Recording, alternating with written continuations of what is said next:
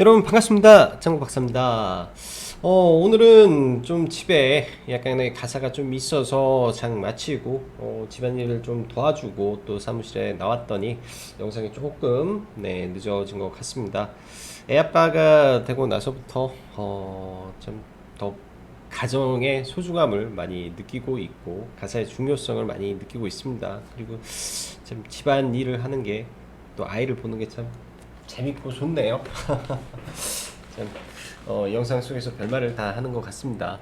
자, 오늘 시장 어떠셨나요? 그래도 해외 증시가 일단은 주말 사이에 특히 미국 시장이 큰 폭의 반등을 해 주었고, 주말 사이에 나왔던 중국의 이 지준율 인하의 이슈 등이 뭐 국내 증시에 뭐 호재로 작용을 해 주면서 일단은 시장은 뭐 상당히 높은 갭을 주면서 출발을 했죠. 코스피를 보면 지금 이제 거의 종가와 거의 시가가 비슷한 수준이기 때문에 거의 1% 가까운 갭을 들었었고, 코스닥이 약간 이제 좀 갭이 좀 약했죠. 0.78% 정도의 갭을 뜨면서 일단 양 시장이 전부 다 갭 출발을 했었습니다. 그러다 보니까 일단 뭐 시가부터 이 코로나 피해 섹터라든지 일부 IT 반도체 등등의 종목군들이 대부분 갭을 들고 출발해서 어찌 보면 시가부터 좀 잡아 들어가기가 쉽지만은 않았던 시장이지 않나라고 생각을 해요. 특히 대부분의 종목군들이 그러니까 대부분의 종목은 그래요. 지금 시가와 뭐 종가가 거의 보합 수준에서 마무리를 하고 있고, 일부 소수의 종목군들이 시장 대비 더 강한 흐름을 보여주었기 때문에 사실 시가의 종목을 보기가 또 오히려 그렇게 녹록치만은 않았던 시장이었다라는 총평을 내릴 수 있을 것 같습니다. 거기에 더해서 오늘 시장 사실 여기에는 제가 표시를 해 놓지 않았지만 거래대금 자체가 말로 이렇게 설명을 드릴게요. 최근 코스닥의 평균적인 거래대금은 15조 가량 거래대금이 나왔었습니다. 근데 거래대금 자체가 10조까지 줄어들고요.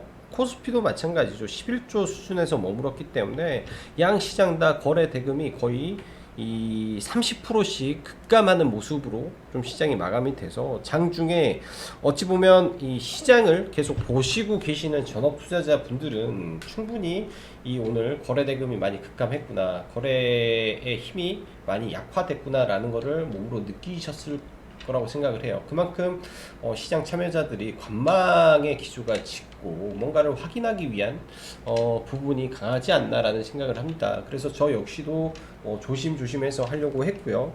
특히 이제 회원님들한테도 그렇게 말씀드리고, 이런 부분에 이제 근간해서 종목 수를 좀 줄여가는데 최대한 이렇게 에너지를 쏟는 게 중요한 시장이지 않나라고 생각이 들었다라고 말씀을 드렸습니다. 그만큼 다시 글로 보자면 국내 증시는 미 증시의 특히 연준 보고서 이슈, 또 중국의 지준율 인하 등에 힘입어서 더군다나 7월 1일부터 10일까지 수출이 또 9개월 연속 호조를 이어갑니다. 여기에서 뭐 제일 잘 나왔던 거는 이제 자료를 제가 카페에다 해 놓았기 때문에 필요하시면 이거를 눌러 보시면 될 거예요. 수출 지표 이거 17조 돌파, 7월 1일부터 10일까지 9개월 연속 플러스 성장. 이 플러스 성장에서는 IT 반도체보다도 자동차 수출, 화학 수출이 많이 늘었다. 이런 부분에서 오늘 자동차 반도체, 그러니까 자동차 화학 섹터가 좋았던 이유가 이 수출 호조 때문에 올라갔다라고 봐야 될 것 같고요. 여전히 이쪽 부분에서의 이 실적 호조세는 이어질 거라고 보여집니다. 그렇지만은 지금 시장 자체가 조금 답답한 흐름이라 일단은 확인하고 가려는 좀 모습이 짙기 때문에 시장은 현재 좋은 게 아니라 뭔가 주의를 하라는 신호를 약간 보내고 있다고 본자는 판단을 하고 있다. 이럴 때일수록 좀 천천히 확인하면서 가는 게 좋다라고 판단됩니다. 좀 천천히 좀 봐야 될 것 같아요. 해외 증시와 비슷하게 오늘 시장 보면 경기민감, 은행주, 소비, 유통, 뭐 비코로나 섹터에서 장 초반부터 대거 시가 갭이 출현하면서 반등하는 모습이 나왔죠. 이런 부분, 지금부터 지속적인 반등이 아니라 코로나가 아마 잠잠해지는 시점까지 위아래 흔들면서 아마 움직임을 보여주지 않을까라고 생각을 하고 있습니다. 그렇기 때문에 좀 천천히 좀 보는 게 좋겠다라고 보여져요.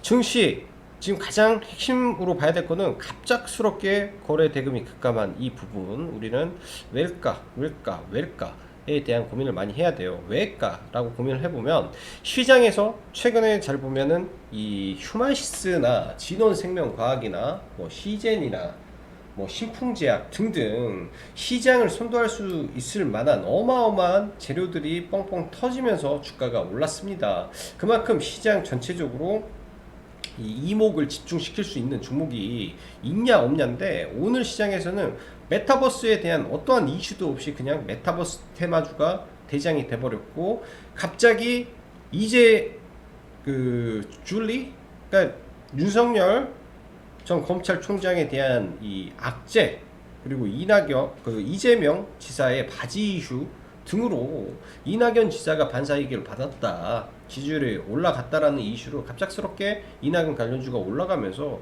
전혀 시장이 이상한 방향으로 가고 있었다라고 저는 생각이 됩니다. 그래서 이런 부분이 오늘 전체적으로 시장이 뭐 반등을 하고 좋았으나 사실적으로 굉장히 매매하기는 어려운 부분도 많이 있었겠다라는 생각이 많이 들어요. 그런 부분에서 오늘 시장을 총평을 내리자면, 이낙연 관련주 매매했다면 괜찮았을 거고, 그 다음에 갑작스럽게 올라온 이 메타버스 섹터 집중했으면 좋았지 않을까라고 생각을 합니다.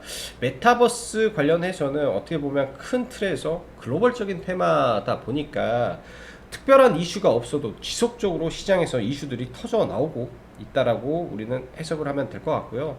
뭐 아래에 뭐 간단하게 이제 이슈를 좀 더해 본다면, 메타버스 NFT 플랫폼이 본격적으로 나오고, 여기 이제 이 플랫폼 안에서 뭐 이 가수들도 생기게 되는 거 그런 거고요. 그 다음에 웹툰과 메타버스의 만남, 그리고 오늘 좀 약간의 이제 뭐 시장에 뭐라고 해야 될까, 좀 온기를 불어넣은 내용이지 않나라고 생각을 하는 게, 메타버스 가상현실 적용 가능한 인공감각이 국내에서 개발이 됐다.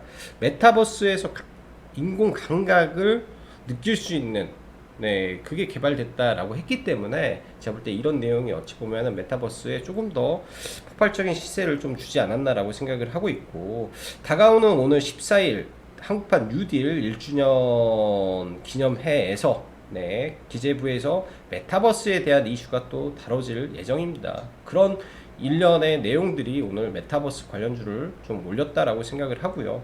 사실 메타버스 관련주가 개인적으로는 약간 좀 높은 감이 좀 있어요. 사실 인프라 관련해서 뭐 광 트랜시버, 그 다음에 엔텔스, 그냥 통신, 근데 이 통신과 인프라가 너무 많이 올랐죠. 사실 오늘 엔텔스도 거의 상한가 근처까지 올라가면서 거의 뭐 상당히 많이 올랐습니다. 장중한 때 거의 상한가 근처까지 갔었고요. 개인적으로는 이 종목 삭달을 고민하다가 사실 뭐 본전에서 그냥 청산을 해버리고 나왔었는데, 이 종목에 정확하게 뭘 하는지 우리는 알고 있어야 되지 않을까 생각이 듭니다. 엔텔스 이거 인프라고요. 옵티시스, 광 트랜시버, 이것도 인프라죠. 인프라 관련해서 저는 좀 굉장히 많이 올라왔다라고 생각을 해요. 1차, 2차, 3차 파동에서 지금 이 추가적인 파동을 만들려고 하는 것 같은데, 너무 과하다라는 생각이 들어서 건들지는 못했고요. 자, 하나하나 짚어보는 시간을 좀 가져보죠.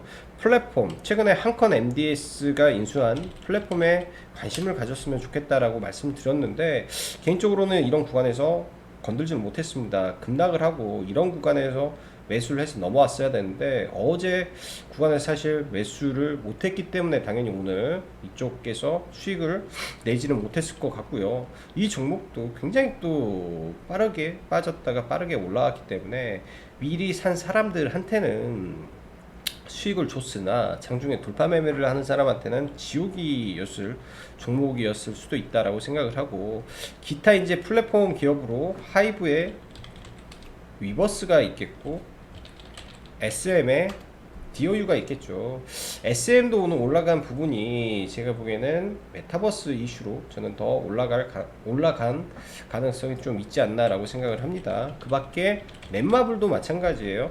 네, 넷마블도 하이브를 가지고 있고, 네, 기본적인 게임 플랫폼 안에서 이 여러 가지 플랫폼을 가지고 있기 때문에 메타버스로 연결 수 있는 묵직한 종목이라고 생각을 하고 있고, 자, 그 밖에 바이브 컴퍼니도 지난번에 말씀을 드렸죠. 바이브 컴퍼니. 한컴 MDS가 가지고 있는 거는 이 가상 쇼핑몰의 트윈, 그리고 바이브 컴퍼니는 디지털 트윈이라고 합니다.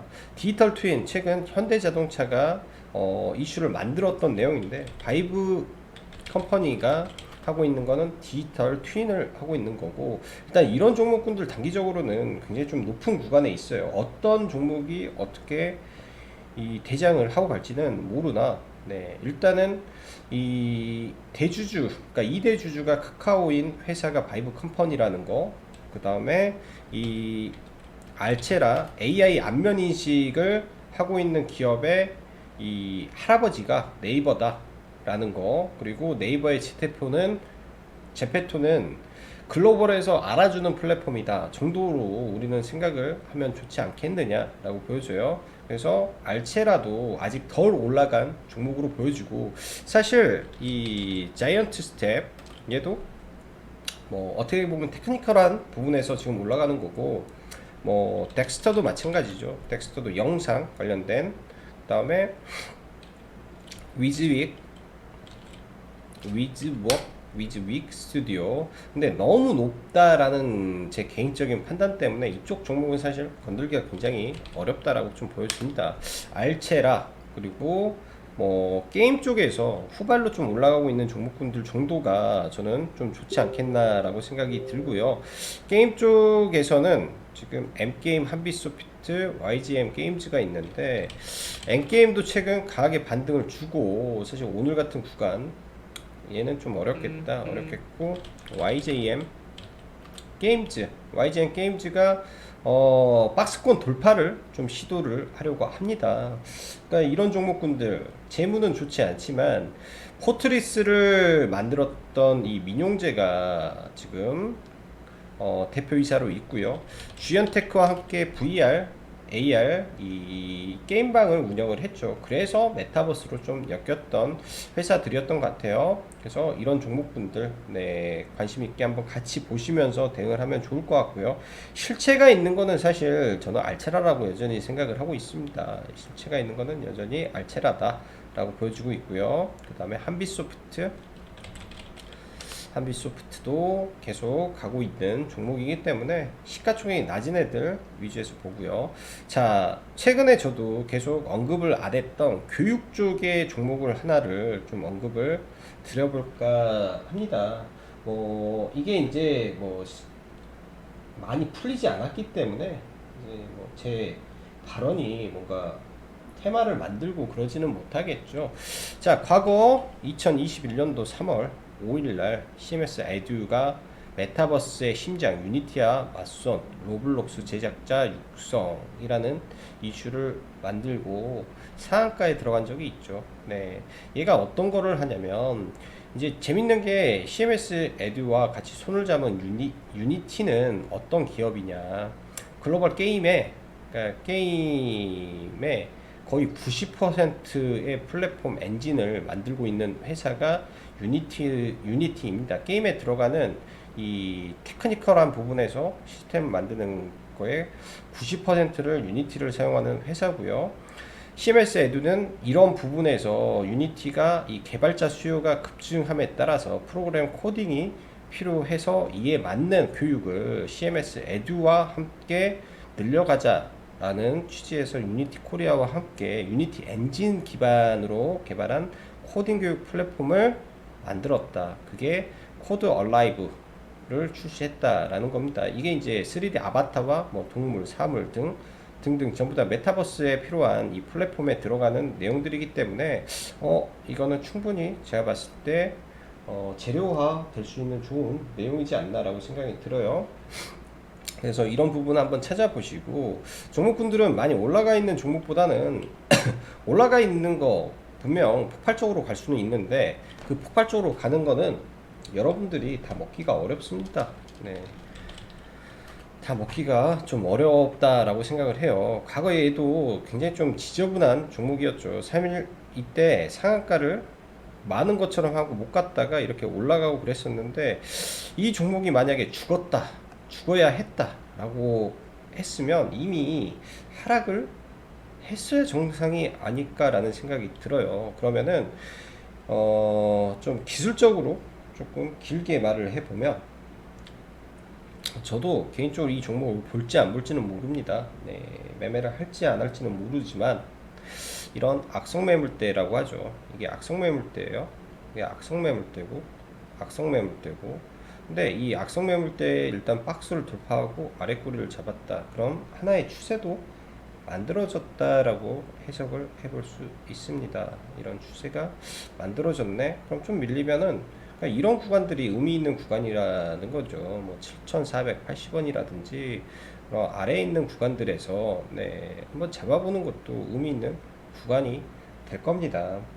돌파는요, 돌파 매매는 뭐 이따가도 이제 뭐 예를 들어서 매매 내역 같은 걸 한번 몇 개를 좀 봐볼 테지만, 돌파라는 거는 오랜 숙련이 필요해요. 오랜 숙련과 이 당일 당일 종목의 이 트렌드를 알고 움직여야 되는데, 그게 이제 안 되면 돌파는 쉽지 않은 거고, 이런 종목의 추세를 만들어 놓은 종목에서 하단을 노리는 매매는 저는 그닥 어려운 매매가 아니라고 생각을 해요.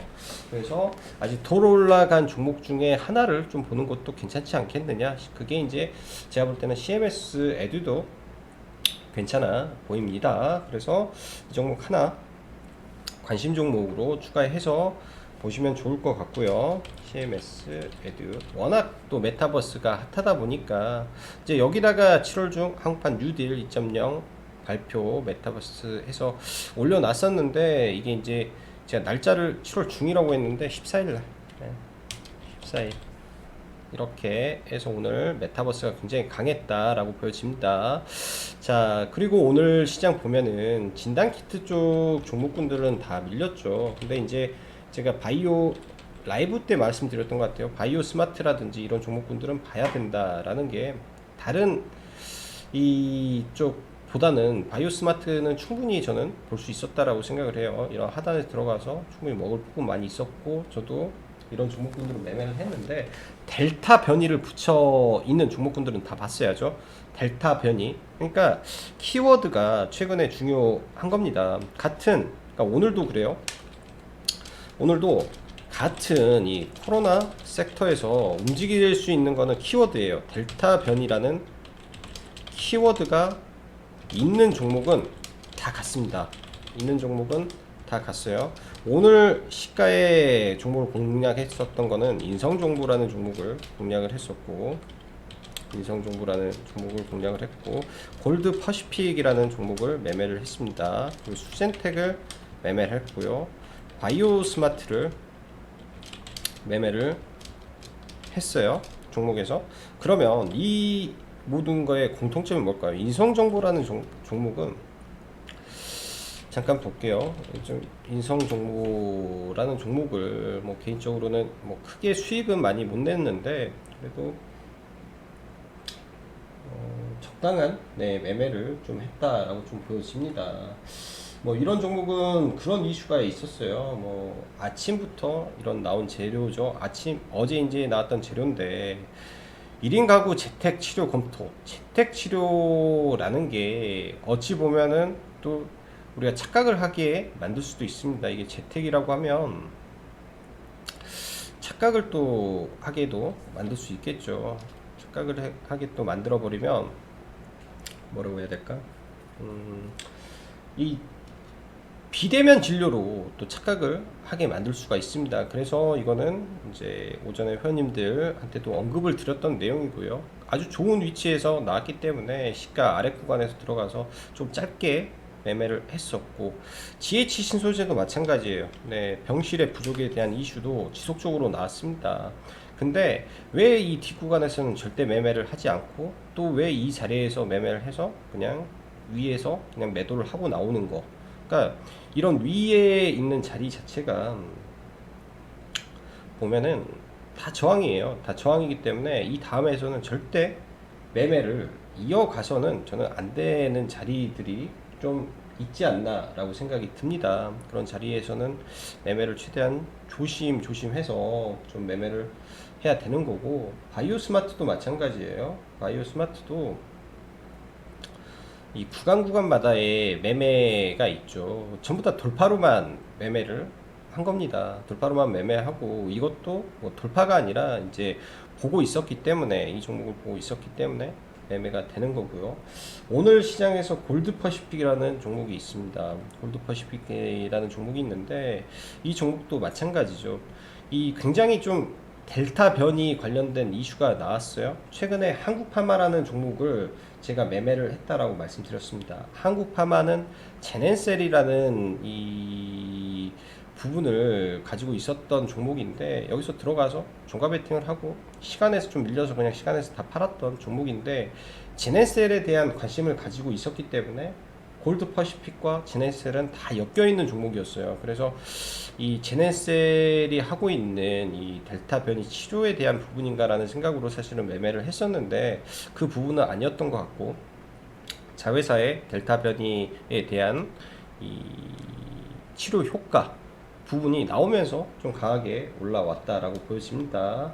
또 장중에 수젠텍이 좀 이슈를 터뜨렸죠.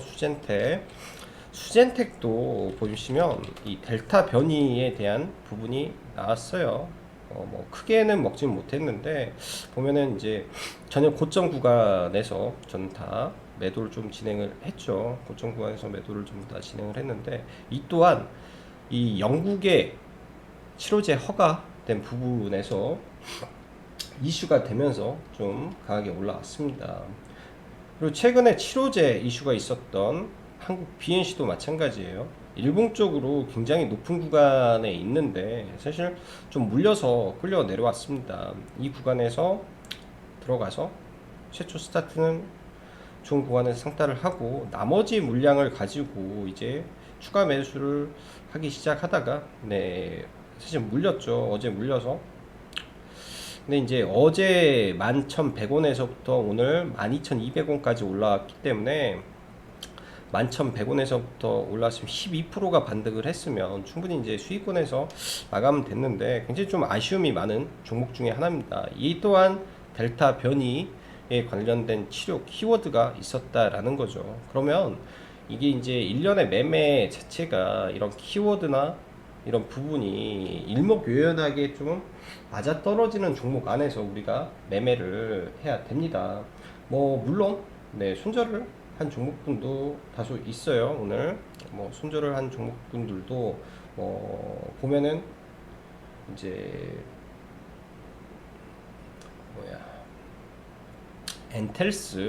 엔텔스라는 종목 상따를 진행하다가, 상따를 진행하다가 오후장에 무너졌죠. 오후장에 무너지면서 이 구간에서 조금 뭔가 좀 애매하다라는 느낌 들어서, 이런 종목분들은 좀 매도를 진행을 했다라고 보면 돼요. 여기서 가야 될 자리에서 못 갔기 때문에 거의 손절이죠. 거의 손절. 이거는 거의 손절을 한 거나 마찬가지고, 메타버스 관련해서 아진 엑스텍 좀 모아가다가, 아진 엑스텍을 좀 모아가다가 또 좀 잘 안 가길래, 안 가길래, 그리고 너무나 오후에 오버슈팅을 하고 있지 않나라는 생각이 있어서, 그리고 하나 더 매매를 했던 것 같습니다. 오늘 젠백스라는 종목을 매매를 해서 잠시 좀 기뻤다가 아주 좋은 이슈가 떴는데, 왜 이거를 바로 손절을 했냐라고 하면, 이제 당연히 이제 이슈를 보면서 기사를 우리는 찾아보게 되는 거죠. 이 6조 젠백스 6조 평가 GV101 이런 기사들이 나왔어요. 6조 평가에 대한 부분의 기사가 나왔는데, 밑으로 내려보면 이게 재탕 기사였다라는 게 순간 판단이 됐습니다. 아마 이 재탕 기사를 봤기 때문에 사람들이 위에서 다 던져버리지 않았나라고 생각이 들어요. 그래서 어쩔 수 없이 손절을 할 수밖에 없었던 그런 부분이라고 보면 될 것 같습니다. 스윙하고 이 단기 매매하고는 전혀 다르죠. 또 여기에 이제 많이 다루지도 않은 내용들도 많은데 뭐 실질적으로 저희가 금요일 날 종가 베팅을 했던 종목은 인바이오젠이라는 종목을 종가 매수를 해서 넘어왔었습니다. 근데 장 초반에 뭐 목표했던 금액이 이 구간이기 때문에 그냥 매도를 해버렸는데 굉장히 많이 올라갔고요. 이제 이런 것도 뭐 간단하게 설명을 드리면 이 삼음봉에 대한 기법이라고 해야겠죠. 강한 종목에서 음봉 3개가 떨어지는 이 구간, 그리고 장기 평선의 지지와 현재 이 종목도 델타 변이에 대한 예방 효과, 예방에 대한 부분이 시장에 부각이 되면서 상한가를 갔기 때문에 그런 부분이 아직 시장에 여전히 남아 있다라고 하면 테마로서의 효과가 있다라고 우리는 볼 수 있습니다. 그리고 KPM 테크도 같이 지난 주말에 넘어왔던 종목이죠. 영국에 시청을 한 치료제에 대한 허가 이슈가 좀 있었던 종목이기 때문에 오늘 잘 가지 않아서 그냥 다 매도를 했었고, KCS도 마찬가지예요. 이거는 장 초반에 그냥 문자로 그냥 시가 매도, 이유가 없습니다. 이유가 없어요. 시가 매도예요. 어제 종가의 부분에 매도를 반하고 시가 매도. 왜? 오늘이 일정이기 때문에 과감하게 손실이든 아니든 일단은 팔아야 된다라는 게 저는 이 일정주의 매매 방식이지 않나라고 생각을 해요. 일정주는 뭐 그런 부분을 뭐 고민할 필요가 없이 그냥 팔아야 된다 라고 봅니다. 그게 이제 늦어지거나 하면 더 큰 피해가 많이 발생하기 때문에 그런 부분 잘 대응하시면 좋을 것 같네요. 자, 몇 개 종목만 보고 마무리 할게요. 카카오게임즈, 오늘 단기 과열이 끝나고 사실 저도 이 종목은 좀 관심을 가지고 보던 종목이었습니다. 근데 장 초반에 이게 어떤 현상이냐면 이 음봉의 이런 형태는 매매를 하면 안 되는 음봉이에요.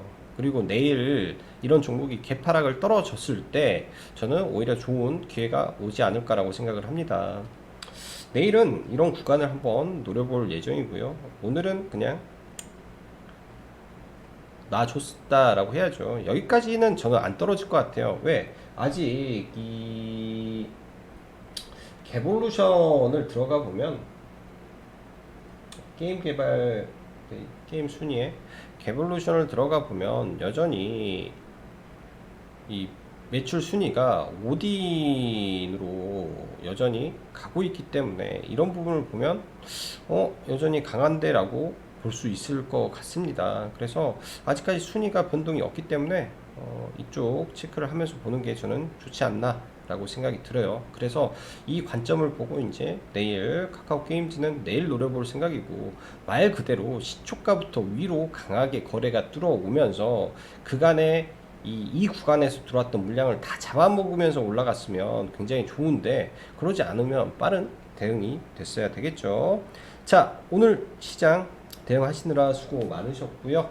여기까지 짱구 박사였습니다. 감사합니다.